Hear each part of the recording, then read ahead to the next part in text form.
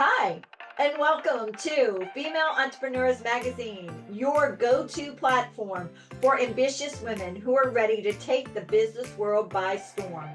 I'm your host, Angel France, and each week we'll dive into the latest strategies, stories, and success secrets from the most inspiring female entrepreneurs around the world. Third generation global nomad, raising fourth generation third culture kids. Okay, I cannot wait to hear about this because I know you have to hear about it as well. Having lived in 16 countries, I can only fathom living in one. She shares her unique perspective on identity, belonging, and the meaning of home through her blog, Wondering Identity, and upcoming memoir.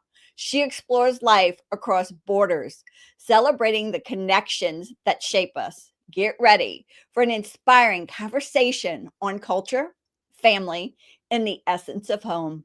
Help me welcome the amazing Sam Frearson-Tubito. Welcome, Sam. Oh my God, I can't wait for this. Hi, Angel. Thank you so much for that wonderful welcome. It's great to be here. Well, good. Okay. First off, I have to understand what the initials TCK, their third Yes. culture kids, but that's all fine and dandy. But what does it really mean, if you don't mind? Yeah, absolutely. So a third culture kid is someone that's been raised in a culture other than their parents' culture. It's a person who has been raised in a country other than their nationality. And it's a person that's been raised or has lived in different countries, different environments, um, during a significant amount of time in their, childhood years. So, for example, I was born in St. Kitts and Nevis. My parents are Gibraltarian and British. I then moved to France, and then I moved to 3 different countries in Africa. So that is why I am a third culture kid. So you are a third culture kid, and you raise how many third culture kids that you 4. have? 4. So you have 4 Yes, children. Okay. yes, And are they all in their 20s? they are. They are all in their 20s right now. So the youngest is 20. Then I have a 23-year-old, a 25-year-old, and a 26-year-old. Okay. So since they've been born, how many Mhm. countries have you guys lived in collectively as a family? So that would be Italy, the Netherlands, Japan, the US, Italy, and Spain. So 6. Oh, 6. Okay. Yeah. Okay. I But wanna we know moved, sorry, we moved with the 6 of us probably to 4 different countries. So the last 2, I moved with just one of them. Yeah. So, yeah. still moving with them. So, because they come visit, you guys go on trips. I'm sure that I mean, it's just your life, correct? Yeah, that's right. So right now, we're actually all living in different places, except for one kid who's actually moved back home. He just finished university, went to university in Spain. He's just finished, so he's now just staying with us for a bit until he finds a job. The other 3, 2 of them are in the US. One is in Portland, Oregon. He's working for Intel, and then my daughter, she works in San Diego. She lives and works in San Diego. She works for Disney, and then the youngest, who's a daughter as well, she actually goes to the University of Sydney, and she's studying marine biology there. Oh, that's So cool. yeah, we're all over the place. And the one who's living, right now with you guys just graduated in what? In business and sports management. So Well, something fun. completely different. Yeah. Yeah, oh my god, you raised children in different, fields as well. So they didn't even have the desire to go into the same industry as a whole. No, not really. So my eldest is an engineer, mechanical engineer. Francesca, my number 2, she is a UX designer for Disney. So she's gone into design. And then, yeah, the third one, as I mentioned, she's into marine biology. And sorry, not the third one, she's the 4th. The third one is into sports management and business. And hopefully, cross fingers, he'll find something very soon. So my nephew is actually a baseball pitcher for the Astros in Houston. Oh, Okay. Yeah. Yeah. So So, fun. yeah. So fun. Yeah. It is a fun world for them. It really is. And Yeah. we think their life is sort of just nomadic because I mean, they're only home for a few months in their home, and then they're off to Florida for spring training, and then they go off to Houston to live there, and they're every week they're different cities and stuff. So I mean, I think they had a wildlife, but listening to you, I'm like, okay, I want to know how, as an entrepreneur, what did you do? You moved from country to country. Were you able to take the different businesses you had with you, or how did you maneuver it? Explain if you don't Mm. mind. Yeah. So moving, as you can imagine, moving from one country to another, um, you kind of have to reinvent yourself every time. I mean, I haven't had a job that I've been able to carry with me from one place to another, hence the reason why I've had to reinvent myself. I've worked in advertising, I've worked in relocation, I've worked in as administrator for an international school. And every time I'm thinking, yeah, I can definitely take this on to the next place, but it just hasn't happened. So on comes the thinking cap, thinking, okay, what can I do? What should I do? And then the last time I had to put the thinking cap on was when my kids were sort of getting older. We were living in the US at the time, and they needed me less in terms of time and brain energy, or whatever you say. And I thought to myself, what was my real true love? What has always been my true love? And to be honest, my true love has always been writing. I've Mhm. always written a diary since I can remember. Um, so that's when I started writing a blog. I actually started writing a blog when I was in Tokyo, but that was more of a travel blog because we traveled as a family. We visited so many amazing places as a family. So I talked about that. But this one that I started in the US, in Portland, the wonderingidentity.com one, was more of a personal blog. It was more sort of like about stories, snippets in time of things that happened to me when I was a child in different places, in the Ivory Coast, for example, in Hong Kong, and things like that. And the more I wrote, the more followers I got, the more interest I got. And people were like, "My God, Sam, this is such interesting stuff. You really should carry on writing. Why don't you write a book?" I was like, no, I'm good. I'm good. Anyway, they kept on saying it. So here I am. I've just actually finished the first edit of my upcoming memoir. It's actually at the editors right now. Cross fingers that she doesn't change too much, and she likes what I've written. I should be getting the edits back at the end of March, and then I'll yeah, and then hopefully by the end of it's late 2025, I'll have my memoir out. Yay! That is so exciting. Oh my word. I can't wait to read it. Yeah, You have to yeah, let us know when it comes out so we can like blast it for you. And okay, thank put you it so much. everywhere. Yeah. I'm super Definitely. excited about it because it's basically about a woman. Obviously, it's my story about a woman grappling complexities on identity, belonging, and really trying to understand what home truly means. That's what it's about.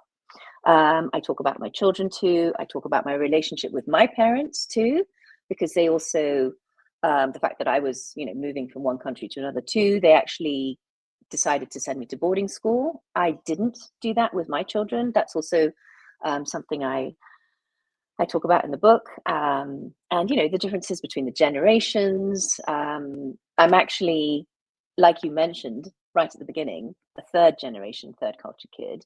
So my father did the same sort of thing as I did. He was born in South Africa, and then he moved to New Zealand and Germany. And my grandmother also was born in Egypt and then ended up in South Africa. So she was the first generation, third culture kid in my family. Well, I mean, So that is yeah, a pioneer for her age. That is a oh, pioneering absolutely. spirit way back when. Yeah, way back when. So basically, the person that started all of this was my great great grandfather, who was an engineer, and he started. He was originally from the UK, and he moved to South Africa, and then he worked on something. I'm not really sure what he was working on in South Africa, but then he was sent to Egypt to work on a dam near Cairo. And the weird thing is that's where my grandmother was born, And then God knows how many years later, my father was sent there as an expat, and we lived in the same little neighborhood as my grandmother was born in. So it's such a, yeah, it's super interesting. This whole family thing. Yeah, yeah. So yeah, we're a family of global nomads, and it seems to be continuing. I don't really know what my kids are going to end up doing, but right now, with three of them living on the other side of the world, um, who knows? I don't know whether they're going to stay where they are. I don't know whether they're going to decide to move around. Who knows? But it's going to be interesting to see. It is interesting to see what they do and how they maneuver Yeah. through. And let's go back a minute because all those moves, let's talk reinvention. Okay? I really think Yeah. that's your new word. Um, so reinventing not only yourself, you had to reinvent, assist your children in reinventing themselves as well. And Hmm. I mean, not just school, friends, Hmm. activities. Explain how you maneuvered that. Yeah. So I've been lucky to have been born with a very positive mindset. So it's always about, for me, it's all about putting 2 feet in the circle and belonging in there and really embracing the here and now.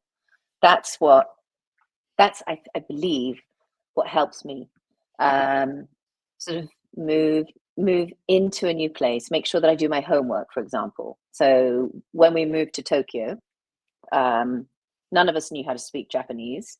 Um, never, we didn't really know much about the culture. So before we moved, I was lucky enough to have a Japanese friend in the international community that I was a part of in Holland when I was living there. So I said, hey, you need to teach the whole family 10 survival sentences in Japanese. So that's what we did. The six of us, we learned these 10 sentences. We learned about the culture. Um, we did our homework in terms of where where we should be living. I had a very good friend that was living in Japan at the time, so I called her up and she gave me all sorts of amazing advice, which proved to be stellar advice because we were there in Tokyo when the big earthquake happened in 2011. And her stellar advice was make sure that you live in a building, um, a low rise building, and make sure that you live within biking distance of the children's school. So you'll read about this in my book about what happened on the day of the earthquake. But because of that, we were able to be reunited very, very quickly when the earthquake happened. So anyway, it's basically about doing your homework. Um, an example of me not doing my homework was when we moved to the US. So, I mean, I speak the language. I thought I knew the culture because of all the TV and the movies that we see. I'd never lived in the US before. I'd visited. I'd been to Florida. I'd been to New York, but it was for a week or whatever. I thought I knew the culture, but to be honest, it's probably it was the most difficult. Well, it was the biggest culture shock that I'd had, Yeah, and moving you were from in one country to Portland. another. You were in Yeah, Portland, Oregon. Okay, yeah. Yeah, the yeah, weather there is crazy too.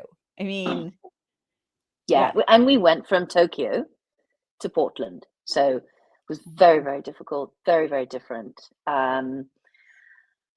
But yeah, I lived there for 7 years and I created my own community. It took me a bit longer than it usually does, but that was because I didn't do my homework. But in the end, it was totally fine, and I ended up having amazing friends. And yeah, the other reinvention thing is I really do make a big effort to reach out to my new community, to find like-minded people, like other international people, um, see if I can help in any way to sort of give back to the community.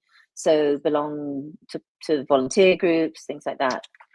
Okay, so Yeah. you just went exactly where I wanted to go because there's so many. Even let's just take it from an entrepreneurial point of view, Mhm, that you're moving and that correlates so well in building a community. So mhm, many people have trouble finding their tribe and finding their community. And you just hit on a few things. What can you do for them? First off, that was one thing you said. What are some other suggestions on finding that community and tribe? Well, we're really lucky to be in the age where literally you can just type in Oh, on yeah. Google, ChatGPT, whatever, what communities can I belong to? What international groups are there? I mean, right now I'm a member of the International Newcomers Club in Madrid. That was the first thing I did when I moved here. And, you put yourself out there a little bit, which is very uncomfortable because you don't know anyone and you might not speak the language. Again, the Spanish is new, but I'm putting myself into an international community, which luckily tends to be English speaking. So it's like a soft landing, if you are, and yeah, and then once you're in that community, maybe offer your services. Like, for example, I love book clubs. Every time I have moved, I have lived in all the different countries I've lived in. I've always been part of a book club. And I offered to run one of the book clubs, and that's exactly what I'm doing. So I'm running one of the book clubs for the International Newcomers Club. I did the same thing when I was living in Modena in Italy, because we were living in Italy before coming to Spain. That was a different kind of organization, the International Women's Association. And I'm also part of this amazing association called Families in Global Transition, which is actually a global association for people like me and you, and well, maybe not you because you haven't moved so much. you, you live in the States, but I moved across the states, but that's about it. across the States. But yeah. Anyway, it's about families moving from one place to another, and that is the tribe that I have found that I feel so comfortable with. And if I needed to speak to my 18-year-old self, or even my 10-year-old self, I would tell her, you're not alone. I know that right now you think that no one understands how you're feeling, but there are people out there like you. And once you do find those people, you'll be able to share your experiences with them, and you will feel heard, you will feel seen. So it's super important to find community wherever you are. So how long ago is it that you started your blog, if you don't mind? Yeah, I started it I think it was 2015. 2015, so you still had children at home. How did you Yes. balance Mm. moves with the writing the blog and on a regular basis and getting it, prosperous, and maneuvering with your children and balancing and your husband and everything? How did you do that? Yeah, that's a really good question. So it was kind of tricky initially because, everyone was so used to Sam being there, available for us, 24/7. And I had to sort of, set some boundaries. How did I do that? I would announce sometimes a week ahead of time that mum has a deadline. Um, you know, Please be aware that I might, be in my study and I might not be able to sort of, get up every 10 seconds if anyone needs anything. I need to just concentrate. So it's just a question of forewarning people, people meaning the children. Uh, and yeah, just being organized. That was a challenge for me because I'm kind of the person that will just I'm very very much go with the flow. But I had to organize myself a little bit more in order for it not to be too much of a shock, and for everyone to realize, okay, mum's not available right now. Definitely. And what advice do you have for women who are either making a change in their life, either in a career or even from their business perspective? You're the perfect person to answer this question because you're all about reinvention.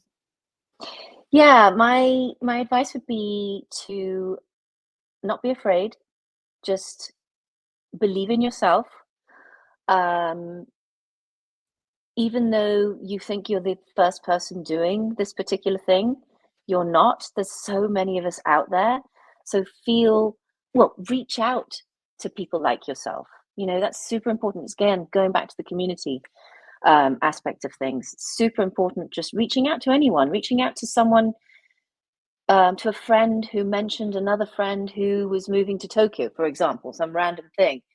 Get their number, send them a message saying, hey, this is freaking me out.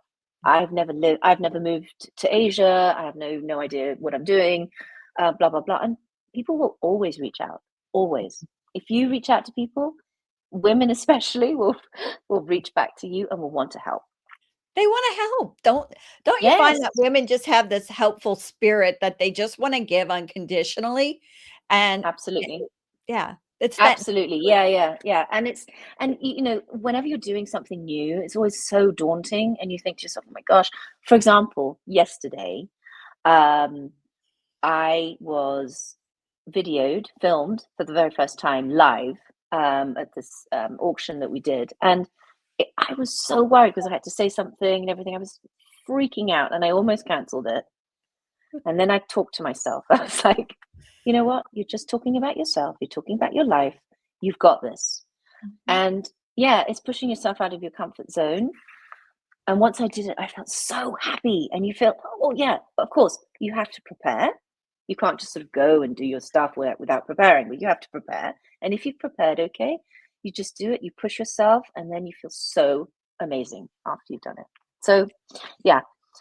So my philosophy on that is that if I'm going to do something like that, even with like what we do here, it's somebody else needs to hear your story because your story is so powerful and it's going to help them in some fashion or way maneuver in their life to make their life better. Yeah, absolutely. Yeah. Absolutely. So when I Yeah. get because I get nervous, I don't like the green dot up on the Mm. camera thing. I call it the green dot.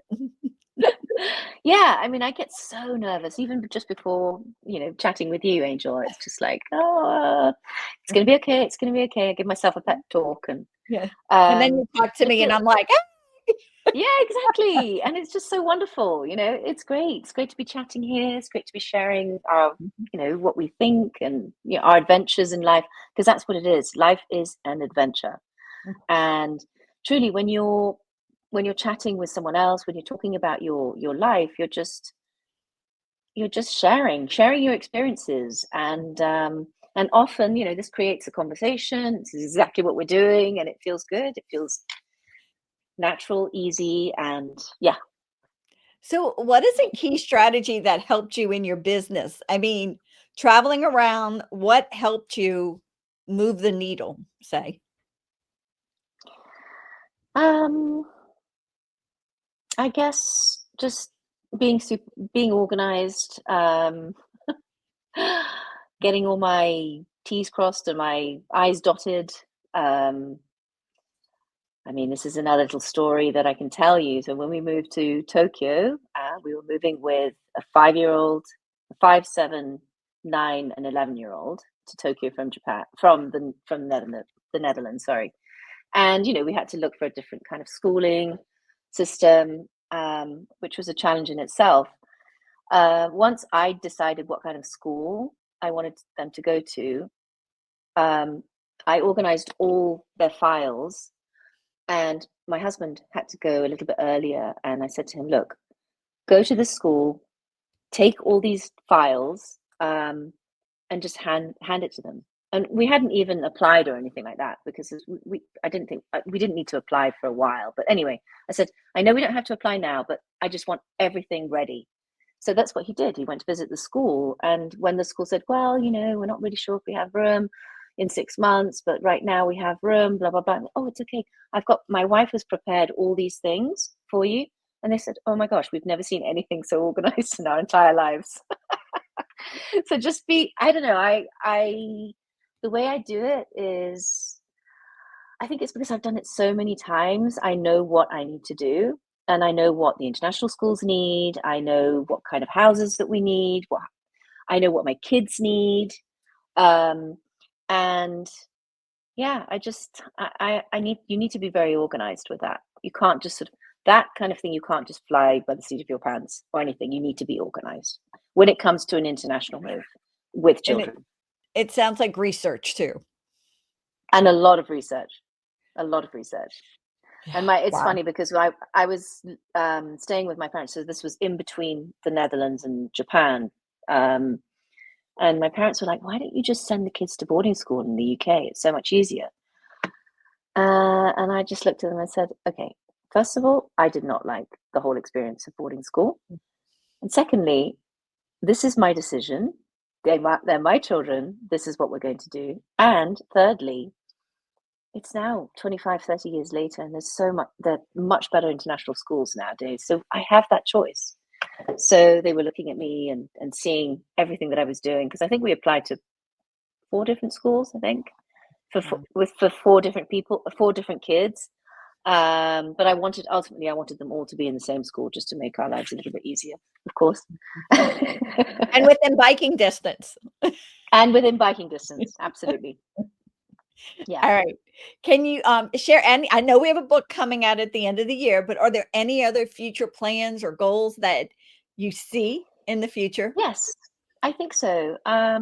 So I have given quite a few talks to different international schools about growing up across borders, and I really, really enjoy doing those talks. So I feel like I'm probably going to be doing a lot more of those, talking to the kids, talking to the teachers, the parents, and maybe even talking to, I don't know, international groups of people in Madrid. In fact, I did actually do a talk in November last year about growing up across borders.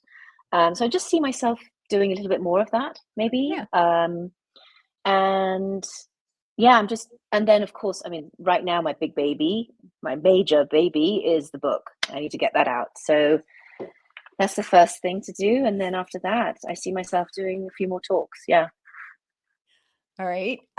That is perfect. I can see you doing that totally. And the family dynamics aspect of it too is really amazing. And I have a few people, I'm going to give you their names before we get off, for you to connect with as well, that I Okay. think you guys would have good synergy. Okay. Great. Thank you. If you had a superpower for just 24 hours, one day, what would it be? Oh my gosh, it would be the ability to open up a portal.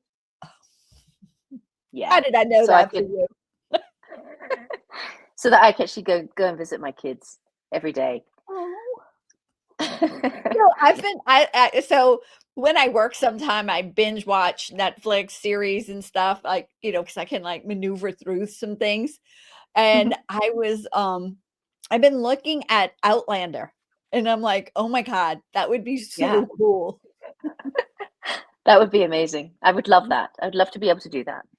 So I could go and just, have breakfast with my son in Portland, and then have lunch with my daughter in San Diego, and then maybe have dinner with my other daughter in Sydney in one day. That would be amazing, wouldn't it?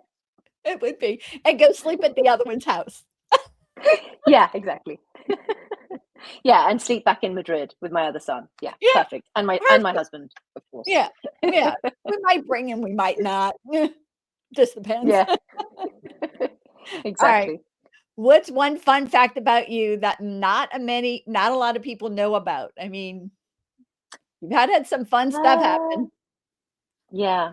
Fun fact. I'm a triathlete. Well, I was a triathlete. Really? I'm not anymore, but yes. Yeah.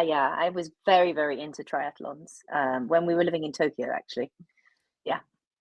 Oh, that had to be fun. That was a lot of fun. So you ran, bike, swam, or what did you do? If you don't mind me asking. Yes. What you? Yeah. Okay. So it's swimming. So I did Olympic triathlons. So I think it's swimming. I can't remember the lengths, but for the swimming, but it's swimming, and then biking is 40K, and then a 10K run at the end. How did you have time to put that in your schedule? You just did it. Yeah, I'm kind of that kind of person that when I decide to do something, I do it. So yeah, I was very, very motivated. I had a couple of friends, we were doing it together, and it was fun, a lot of fun. And I really, really, but this is again, reinventing yourself. because I really wanted to continue doing it when I was in the US, but I found that I couldn't do it because I was constantly driving my children around everywhere. Yeah, maybe that's why I'm asking. Well, how could you do that? Oh yeah, because in Tokyo they were much more independent. Even if they were younger, they were much more independent. Yeah, they could take the bus and the trains on their own. Even my 5-year-old, well, not she wasn't 5 when we left, so she was 8 when we left, the youngest. She was taking the train on her own. Oh, wow. Hmm. Wow. Here they'd Yeah, be yeah, like, yeah. no. Yeah, yeah, I know. It was super independent. So that's how I was able to work as well there. I was the admissions director for one of the international schools there. It was one of the best things that I've ever done. I loved it. I can see that because you got to communicate with so many people in so many countries. That Oh would yeah, be, I loved it. oh, yeah, Yeah, it was definitely. amazing. I could use my languages as well, and it was just so great because the admissions director is all about helping the family make the right decision. Mhm. So I would really help these families, even if they decided not to come to the school that I was working at, it was fine as long as it was the right decision for them. Yeah. So, how many languages do you speak? Well, I speak three fluently. I speak French, Italian, and English. I'm sort of intermediate level in Spanish, and I have learned a few along the way, which I've forgotten because I haven't practiced. I learned Japanese, I learned Arabic. That's pretty much it. Yeah. Yeah. So. Oh, wow. Yeah. So we can go anywhere with you and we can have some communication with people in some fashion. Yeah, the next thing is I want to learn sign language, That's is one really of cool. mine I wanna learn too, only Yeah. because I just think it's such a beautiful thing that, Mm, the communication. Now, I was a court reporter, so that's a whole 'nother language in itself, so I'm like, oh, "Why am I I can having trouble with Spanish?" imagine. Yeah, because where you are, there's a lot of Spanish speakers, right? Yeah. I Mhm. was actually very, very surprised in Portland how many Spanish speakers there were as well. Yeah, Yeah. lots. Yeah. Alright, books. What is a favorite book or books? So I actually love Pico Iyer. His book is where did I put it here? Oh yeah, The Art of Stillness by Pico Iyer. One of my favorite quotes of all time from this particular book is, I'll just read it. In an age of speed, nothing can be more invigorating than going slow. In an age of distraction, nothing can feel more luxurious than paying attention. In an age of constant movement, nothing is more urgent than sitting still. Wow. Yeah, we're constantly moving. So sitting Yeah, we still, yeah. it's actually quite ironic because I'm always on the move, I'm always doing stuff, I'm always busy, but I really loved this book because it was just like, you know what? It's okay to just be every Alright. now and So every time I talk to somebody, I add another book to my list. Here we go again. Uh, then. what about song or songs? Do you have some that get you moving and grooving? Definitely, definitely. I love Titanium by Oh, Sia and David Guetta. It's all about inner strength and resilience, and every time I need a little bit of a, you know, come on, let's do this, yeah, I put that on. Love it. what about, do you have another favorite quote, or was that your quote? I do. No, no, Mhm. no, I have another one. It's by the same author because he actually did an amazing talk, TEDx talk called What is Home? And this is from there. It's home has less to do with a piece of soil than perhaps, let's say, a piece of soul. Oh, Yeah, yeah, that all of those things resonate with you so much in what you stand for. Mhm. absolutely, absolutely. It's home. You carry home within you. That is what home is. Mhm. How do you stay motivated? Come on, we have to admit, moving place to place to place could sometimes get a little hooky. How do you stay Yeah. motivated during it? How do I? I'm just super lucky to be surrounded by amazing people. I guess my husband, he keeps me motivated. Well, we motivate each other. Um, Yeah, my favorite color is yellow. It's the color of the sun. So whenever the sun's out, I'm motivated. I've always been the glass is half full kind of Mhm. person. Yeah. Um, and as I mentioned before, it's about stepping 2 feet in the circle and owning the moment. So that's how I stay motivated. Just saying, you know what, you said yes to this. Let's do this, and let's do it fully and right, and just own it. Yeah, and so let's go back to that positivity that you said. Don't you feel that you attract people that are positive and the negative ones that you do attract, they go to the wayside quicker?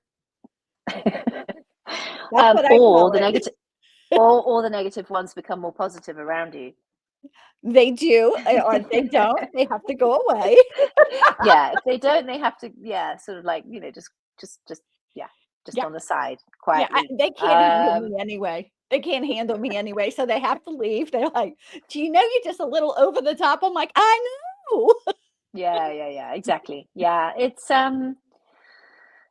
yeah, but you know what? The nice thing is that people who aren't so, full on and positive, they actually it's they do a good job in calming me down a little bit. And I say this because my husband is one of those people. We're very, very yin and yang. And thank goodness for that, because if we had two people like me in a relationship, I don't think it would work. So people ask my husband, "Does she wake up like that?" And he goes, "Yes." And we've been married 34 years next month. He's like, "Yeah, she wakes up like that." Oh my gosh, that's so funny. So funny. But you know what? He loves you for it, because you guys Yeah, have been together for 34 years. So it yeah, obviously works. yeah, yours does too. So, all right, is there Yeah. anything else that you wanna, you know, discuss with the females that are listening that no? No, I actually feel incredibly honored to be speaking to you on International Women's Day. Yeah. You know, Oh, yeah, it it's the is. 8th of March Yeah. and it's International Women's Day. So happy International Women's Day to all of you out there who are listening. Yeah. Um, yeah, just follow Wandering Identity if you want a little bit of adventure in your lives. Click on the add, onto the newsletter if you want to hear what's going on a monthly basis. I promise I won't spam you. Um, So they're and going to yeah, and wanderingidentity.com, is that correct? that's right. That's Good. correct. Yeah.